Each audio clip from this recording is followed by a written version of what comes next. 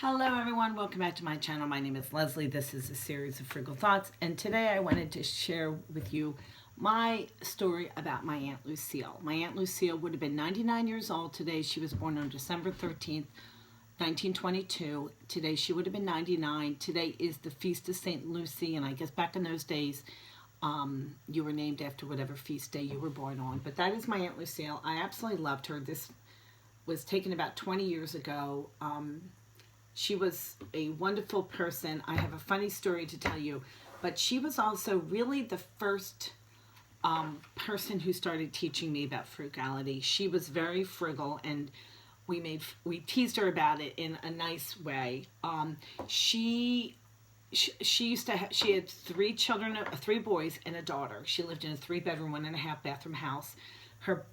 She had basically a 3 seats, I think, around her kitchen table, which her kitchen table was, I think her whole first floor was like the size of that room. It was very small. It was a twin. She lived like a life of wonderful love and happiness. She might not have had a lot of money, but she lived very well. She was very frugal, which helped her in her way in being able to do that. She was a hairstylist, and my uncle worked in a rug store. I remember she was generous to a fault. She taught me so many valuable lessons about generosity. But my one funny story, which I'm going to tell you, and then first I'll tell you about her frugality and how it helped. I remember being at her house one time, and she was a tea drinker. Like, I'm a tea drinker. This is my cup of tea. And I make 1 cup of tea with 1 tea bag, but it's an enormous mug. There's one enormous, it's a Bubba keg, I think. And then I do the same thing. I pour the hot water with 1 tea bag into this one, let it steep for about 2 minutes. Then I take the tea bag out and pour it into this one. I put my half and half, and I flavor it and then put a top on it, and all day I reheat it in this mug.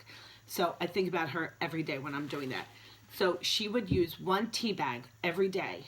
She would have multiple cups of tea, and maybe even have a tea bag with share a cup of tea with my Uncle Bill after dinner, and she would use the same tea bag. And I remember my father one time teasing her. He called her Lou and said, "Lou, how much are you saving?" And she was like, "Well, I only use 1 tea bag a day instead of 3 or 4."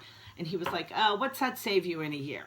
And she said, "Well, it saves me having to buy 2 or 3 extra." But I think she used Lipton, and it was 200 bags in a cart. And she said, "Well, it saves me two boxes a year, and of tea bags." And again, this was in the 70s or 80s. That was, when you're saving money. And I remember she said to my husband, my father, she said, "Charles, it all adds up." And I remember thinking that, you know what, yeah, you add that and you add that and you add that $2 there and that $2 there. I think probably it was $2 a box back then for tea bags, but it made a difference. The other thing is that she used to let me cut coupons at her house, and you go through her coupons, and my father did not cut coupons, and I was fascinated by the idea of coupons. And I did a lot of coupons for years when I was a stay-at-home mom, and got some amazing things. I can tell you that story later. Not like extreme couponing, but pretty close at times. I would get really good deals on coupon. And I would call her if I got a really good deal after I got married and had children. We went to the same supermarket, and I would say, "Oh my gosh, I saved 74% on, today at the Super Fresh," or, whatever. But I also remember after she retired, she and her husband, my Uncle Bill, moved into a smaller home. It was really like an apartment, a condo. And she was very frugal, and if she would get a good deal, she would not buy 2 of them. She would buy 10 of them. And I remember looking for an extra pair of a roll of toilet paper or something under the bathroom cabinet, and stored in the bathroom cabinet were cartons and cartons of peanut butter crackers, which it always cracked me up. She liked the Lance peanut butter cracker. I don't know if Lance is national, but it's the orange crackers at Lance, Lance. Anyway, she stored them all under the bathroom because she said that way she got a good deal and she could get more of them. But my funny story, and my funny story about my Aunt Lucille is, God bless her, she was lovely and kind and wonderful. Oh, as I will say, as frugal as she was, she always put a priority in her family and taking vacations with her family. And when her children got older, she would rent a place in Ocean City, and I remember the one place she rented for years was on the 3rd floor, maybe 4th floor, and it was the top of an old building in Ocean City, and it had dormers. And she would say, you guys are welcome to come down, but just don't knock your head. And because you had to bend your head to get into some of the rooms in some of the areas. And she was very generous. It was very nice of her to invite my family. We had a lot of siblings. But anyway, she also would save up, and she would take this trip to Williamsburg once every other year. It seemed like she was always talking about they were going to Williamsburg, and she placed the highest priority. She was a wonderful mother, wonderful grandmother. And a wonderful aunt to me. But my funny Aunt Lucille story, God bless her, she called me one time and she said, Ocean City, I was one of 5 girls, and we were all like 12 months or 15 months apart, very close in age. So she called me and she said, oh, I'm so glad I caught you. This was back in the day before they had answering machines, whatever. And she said, I'm so glad I caught you.